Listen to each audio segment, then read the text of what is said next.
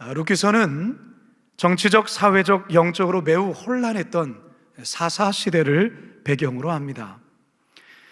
여기에 심각한 흉년까지 더해지자 베들레헴에 거주하던 엘리멜렉이 그의 아내와 두 아들을 데리고 모압 땅으로 이민을 가는 내용이 룻기서의 시작 서론입니다. 상황이 좀 나아지면 다시 돌아올 계획이었지만 안타깝게도 엘리멜렉은 모압 땅에서 죽고 맙니다. 이방 땅에 홀로 남겨진 나오미 두 아들만을 바라보며 심겹게 살아갑니다. 어느덧 두 아들이 장성하여 모압 여인과 결혼을 하면서 이제 나오미는 안정을 찾는가 싶었는데 또 한 번의 큰 시련이 이 가정을 덮치게 됩니다. 두 아들이 차례로 죽고 맙니다. 이처럼 룻기서의 서론은 마치 하나님의 공동체를 떠난 엘리멜렉 가문에 대한 하나님의 징계처럼 보여집니다.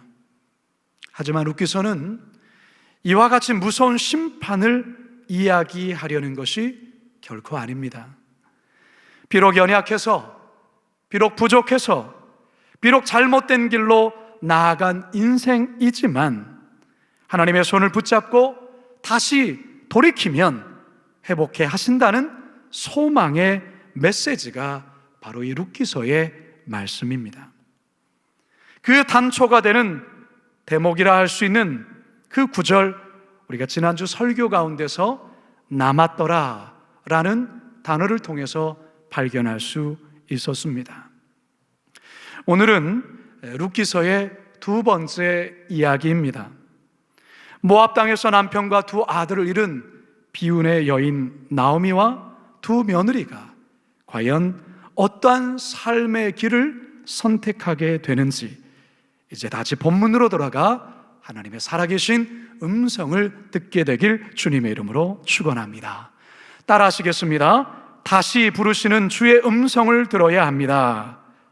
고대 세계는 철저히 남성 중심의 가부장적 사회였기에 여성이 과부가 되면 그는 살아갈 길이 정말 막막했습니다. 그래서 하나님은 이스라엘 백성들을 향해 당시에 가장 가난하고 극빈에 속한 세 부류의 사람들, 과부, 고아, 나그네, 이 세 부류의 사람들을 학대하지 말고 멸시하지 말고 잘 돌볼 것을 부탁합니다. 신명기 10장 18절입니다. 시작. 고아와 과부를 위하여 정의를 행하시며 나그네를 사랑하여 그에게 떡과 옷을 주시나니. 자, 그런데 여러분, 다른 사람은 그럴지라도 나오미 자신이 과부가 될 거라고는, 자신이 과부가 될 거라고는 꿈에도 생각을 못했습니다. 그것도 이방 땅에서 말이죠.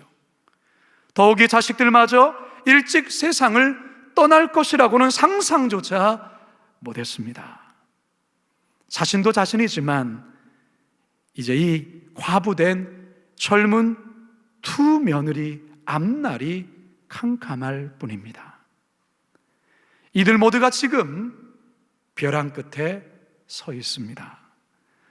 보통 이 같은 상황에 놓이게 되면 어떤 이들은 극단적인 선택을 하거나 아예 삶을 포기한 채 무기력하게 살아가는 경우들이 많습니다. 제가 예전에 서울에서 부교육자로 섬겼을 때 그 교회는 매주 화요일마다 화요형제 예배라는 아주 특별한 예배가 있었습니다. 이 예배는 다름 아닌 노숙자들을 위한 예배였습니다. 적을 때는 150명에서 많을 때는 250명 가량의 노숙자들이 서울 시내 곳곳에서 이곳에 예배드리러 몰려왔습니다. 예배를 드리고 나면 교회에서 정심을 제공하기 때문에 그 한 끼의 식사를 해결하기 위해서 어떤 분은 1시간 이상 걸어서 오시는 분들도 계셨습니다. 제가 이 예배에서 몇 번을 찬양으로 인도하고 섬겼던 적이 있습니다. 찬양 인도할 때마다 오히려 제가 큰 은혜를 받곤 했는데요. 왜냐하면 이 노숙자들이 얼마나 간절하게 찬양을 하는지 늘 눈물을 흘리며 찬양하는 모습에 오히려 제가 참 부끄러움을 느낄 정도였습니다. 비록 노숙자들이지만 주님을 향한 사랑만큼은 정말 순수했고 귀했던 것입니다. 그 교회가 이처럼 노숙자를 대상으로 예배를 드리게 된 것은 IMF 때문이었습니다. IMF가 터지고 많은 가정이 해체되면서 수많은 아버지들이 노숙자로 전락하게 되었는데 교회가 어떻게 이들을 도와야 할까 하다가 우연찮게 이 예배를 시작하게 된 것입니다. 그런데 간혹 이 노숙자분들 가운데는 과거에 한때 잘 나가던 회사의 임원들도 있었고요, 집도 몇 채 갖고 있었던, 그래서 남부럽지 않게 살던 분들도 있었습니다. 그런데 IMF로 인해서 부도를 맞고 회사에서 잘리게 되고 가족들이 뿔뿔이 흩어지면서 또한 그들과 연락이 두절이 되면서 삶을 포기하고 때론 자살도 여러 번 시도하다가 노숙자의 자리까지 오신 분들도 여럿 있었습니다.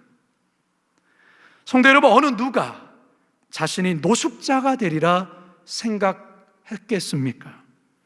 그러나 인생이라는 게 참 그렇습니다. 예상치 못한 그런 절박한 상황에 놓이다 보면 이렇게 인생이 추락하게 된다는 것이죠. 요즘 코로나 장기화로 IMF 때보다 더 힘든 삶을 겪고 있는 분들이 있습니다.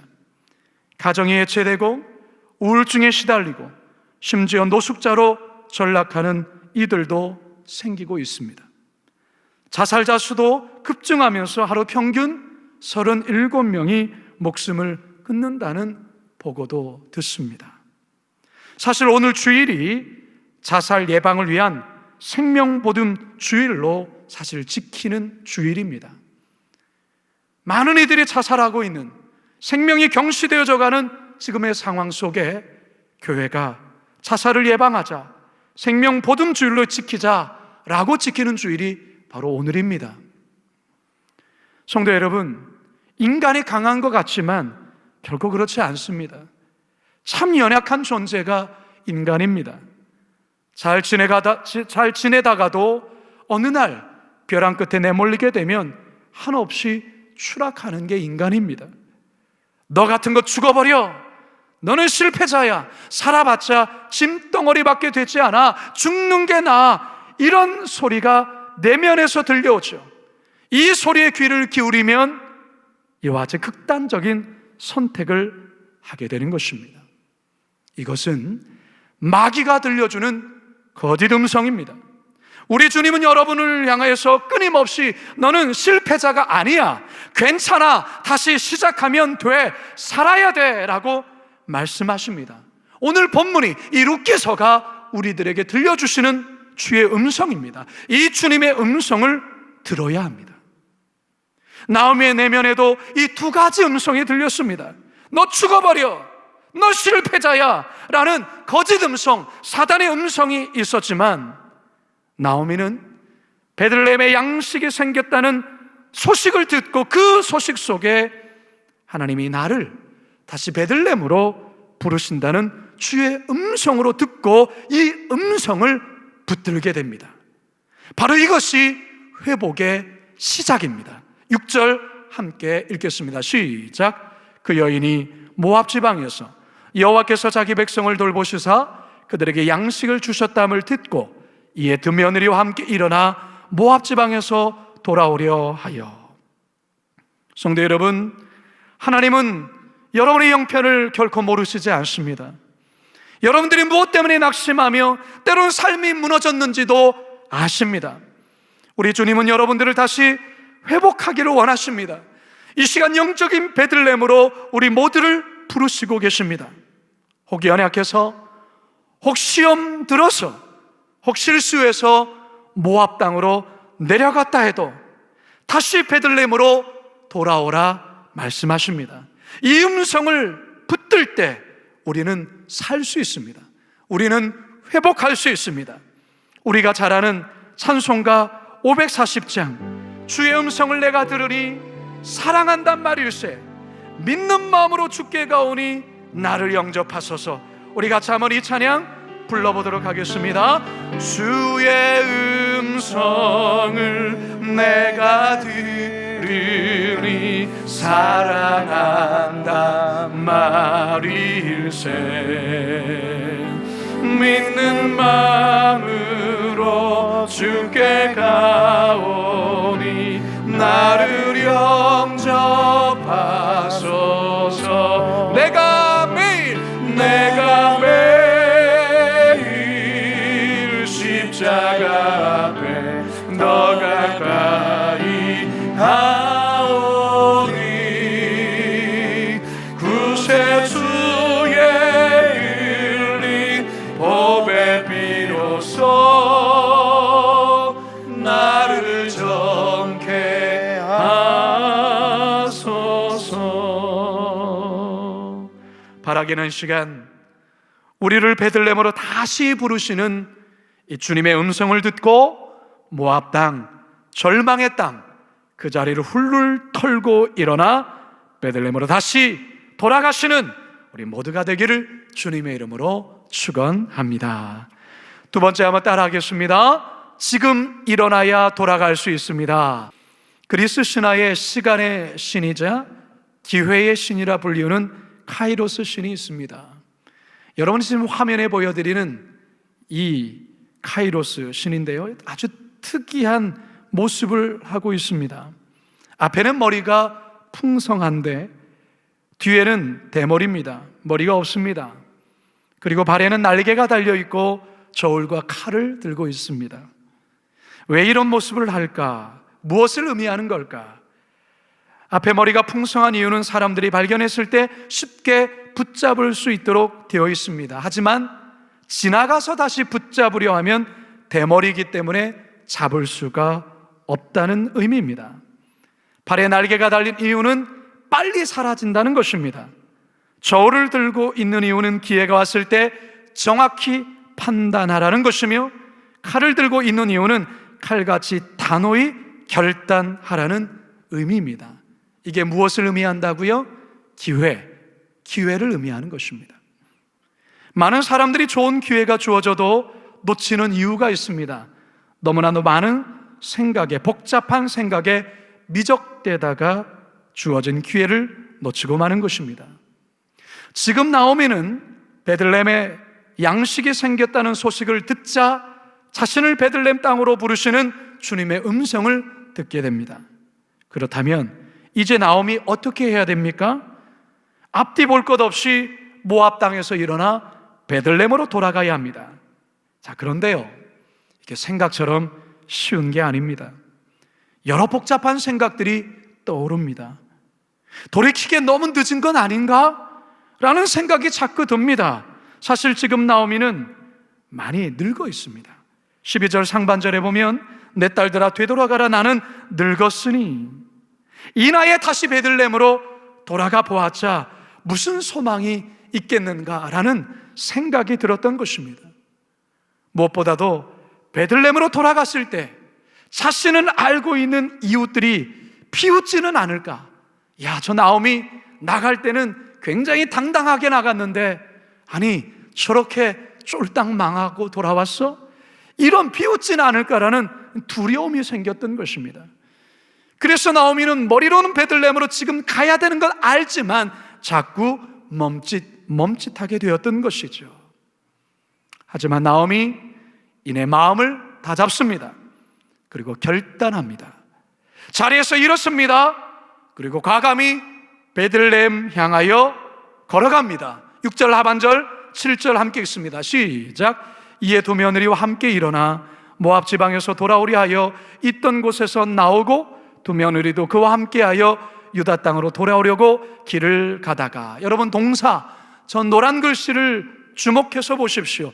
일어나, 나오고, 길을 가다가. 일어나, 나오고, 길을 가다가. 여러분, 이 모습은 마치 탕자가 아버지 집으로 다시 돌아오는 모습과 아주 유사하다 할 수 있습니다. 누가복음 15장 19절과 20절 함께 읽습니다. 시작. 지금부터는 아버지의 아들이라 일컬음을 감당하지 못하겠나이다. 나를 품꾼의 하나로 보소서 하리라 하고 이에 일어나서 아버지께로 돌아가니라. 이에 일어나서 아버지께로 돌아가니라. 성도 여러분, 자꾸 머뭇머뭇거리게 하는 그 복잡한 생각을 물리치셔야 합니다. 특별히 돌이키기엔 이제 너무 늦어버렸어라는 이 부정적인 생각을 물리쳐야 합니다. 여러분, 결코 늦지 않았습니다. 지금 일어나면 됩니다. 아니, 지금 일어나야 돌아갈 수 있습니다. 바로 이것이 기회입니다. 이 기회를 놓쳐서는 안 됩니다. 붙들어야 합니다. 이사야서 55장 6절과 7절입니다. 시작. 너희는 여호와를 만날 만할 때에 찾으라. 가까이 계실 때에 그를 부르라. 악인은 그의 길을, 불의한 자는 그의 생각을 버리고 여호와께로 돌아오라. 그리하면 그가 긍휼히 여기시리라. 우리 하나님께로 돌아오라. 그가 너그럽게 용서하시리라. 아멘. 마지막 세 번째 따라하겠습니다. 반드시 베들레헴까지 가야 합니다. 참으로 오랜만에 걷는 고향길입니다. 10수년 전 남편과 두 아들과 함께 손잡고 이곳으로 이 길을 걸어왔는데 10수년이 지난 지금 그때와는 너무나도 현실이 달라져 버렸습니다. 그래서 나오미의 마음속에 말할 수 없는 서글픔이 밀려옵니다. 지금 나오미는 두 명의 며느리와 함께 말없이 베들레헴을 향해 걸어가고 있습니다. 그런데 한참을 걸어가던 나오미 갑자기 가던 길을 멈춰섭니다. 그리고 더 이상 발걸음을 떼지 못합니다. 자신이 두 며느리에게 너무나도 몹쓸 짓을 하고 있다는 생각이 들었습니다. 사실 며느리들의 입장에서는 자신의 고향인 모압을 등지고 한 번도 가보지 않았던 낯선 베들레헴으로 떠나는 것입니다. 착한 며느리들 시어머니를 따라서 베들레헴으로 동행하겠다고 자처했지만 나오미 입장에서는 그게 아닌 겁니다. 그게 아닌 겁니다. 그래서 나오미는 두 며느리에게 이렇게 권면을 합니다. 8절과 9절입니다. 시작. 나오미가 두 며느리에게 이르되 너희는 각기 너희 어머니 집으로 돌아가라. 너희가 죽은 자들과 나를 선대한 것 같이 여호와께서 너희를 선대하시기를 원하며 여호와께서 너희에게 허락하사 각기 남편의 집에서 위로받게 하시기를 원하노라 하고 그들에게 입맞춤에 그들이 소리 높여 울며. 이 며느리들 참 착한 며느리들입니다. 홀로 시어머니 베들레헴 땅에 홀로 보내지 않고 자신들도 함께 따라가겠다고 자처했던 것입니다. 하지만 나오미는 완강히 거절합니다. 이제 됐다. 너의 친정집으로 돌아가라. 그러나 다시금 요청하지. 아니요 어머님 따라가겠습니다. 아니야, 안 돼. 그러면 안 돼. 아주 완강하게 이들의 요청을 거절합니다. 11절에서 13절 함께 읽습니다. 시작. 나오미가 이르되 내 딸들아 돌아가라. 너희가 어찌 나와 함께 가려느냐? 내 태중에 너희의 남편들 아들들이 아직 있느냐?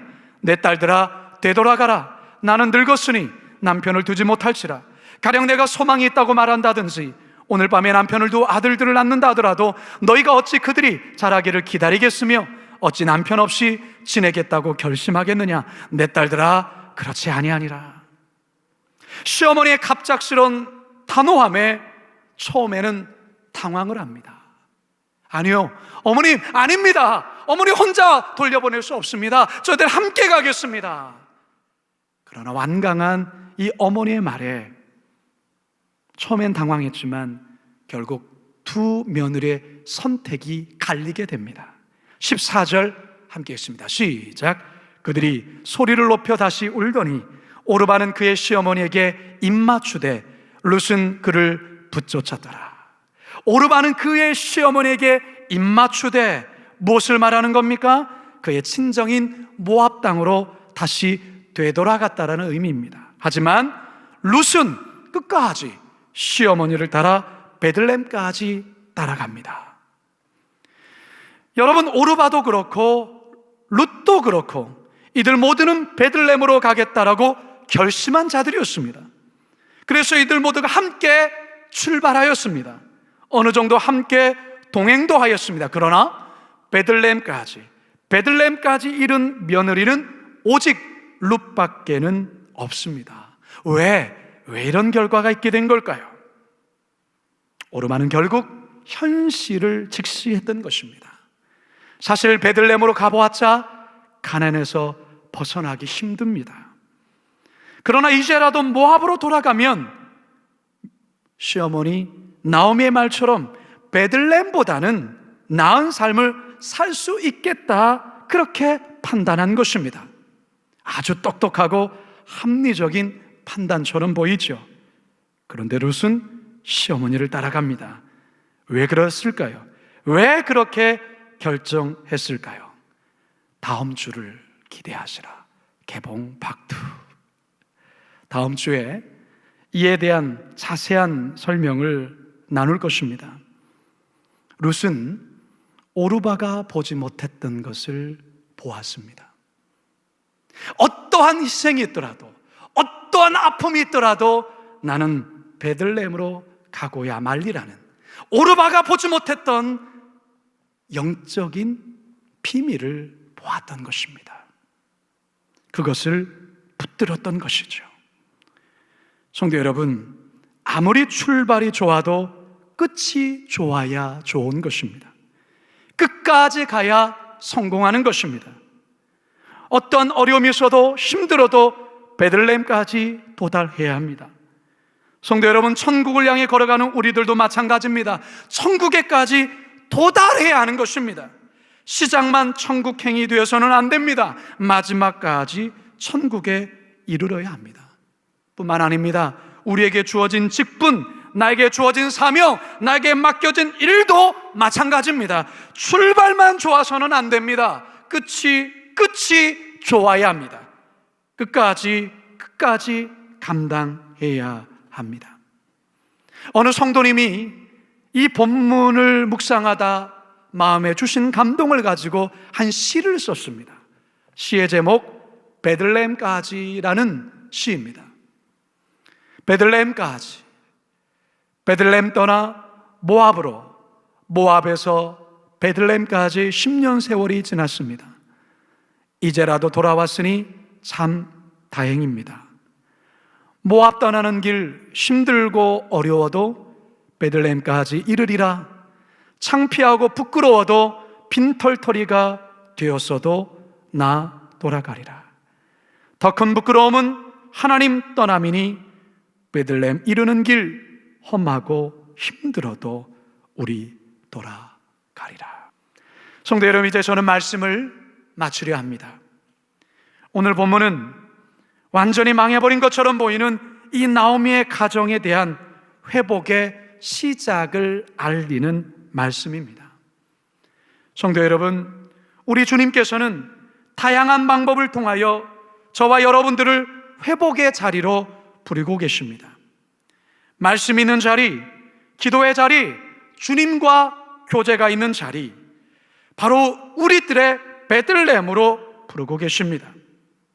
그 주께서 부르시는 그 음성을 들으셔야 합니다. 들으셨다면 지금 일어나야 합니다. 오늘 하나님께서 오늘 이 설교를 통하여 우리 성도님들께 말씀하고 있습니다. 여러분들을 부르고 계십니다. 영적인 베들레헴으로 다시 돌아오라 말씀하고 있습니다. 여러분, 미적미적 되면 안 됩니다. 민기적 돼서는 안 됩니다. 일어나셔야 됩니다. 지금 일어나면 돌아갈 수 있습니다. 힘들더라도 끝까지 베들레헴까지 가야 합니다. 바라기는 이번 한 주간 이 나오미처럼 룻처럼 우리 각자의 베들레헴으로 일어나 다시 돌아가시는 우리 모두가 되기를 주님의 이름으로 축원합니다.